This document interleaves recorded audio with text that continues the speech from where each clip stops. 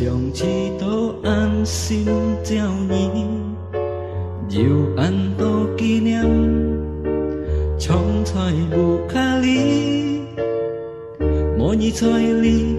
难过日子，切cả cái lại gì，点点满多你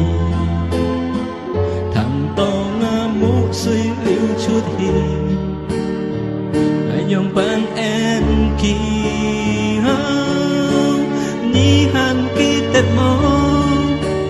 ni tuổi ngày con ni con liong xa cung po teo a cung a po mang diệu nhân si kiến tuổi ngày con trái kiến ngà mu suy liu chút chi tiêm tiêm tiêm ngày mô nhà biển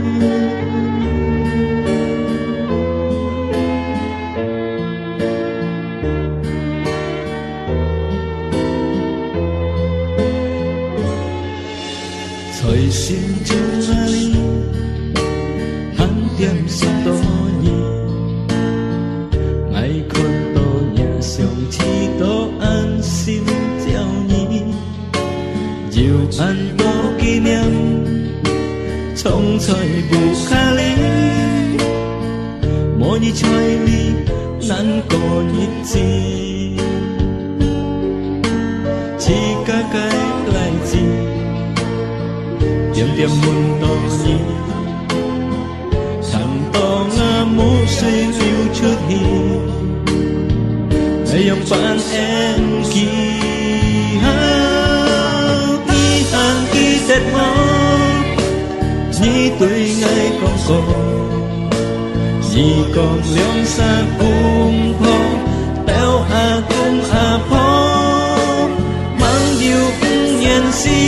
kiến tuổi ngày con trái kiến ngà mu suy liu chút chi tiêm tiêm tiêm ngày mô nhà biển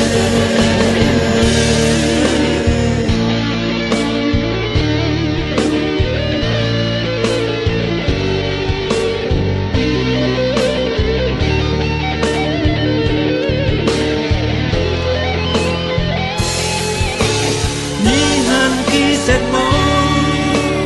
như tuổi ngày con như con liong xa cung po đeo a cung a po mang diệu nhân si kiến tuổi ngày con trái kiến ngà mu suy liu chút chi tiêm tiêm tiêm ngày mô nhà đi hàng kỳ tết mô như tuổi ngày con như con liong xa cung po teo a cung a po mang diệu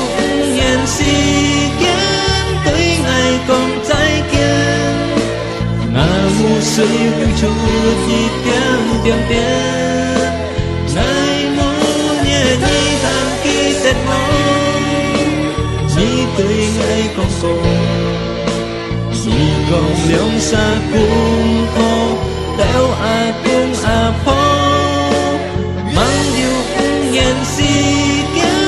tuổi ngày con trái kiến ngà mu suy liu chút chi tiêm tiêm tiêm ngày mô như han kỳ tết mô như tuổi ngày con như con liong xa cung po teo a cung a po mang diệu nhân si kiến tuổi ngày con trái kiến ngà mu suy liu chút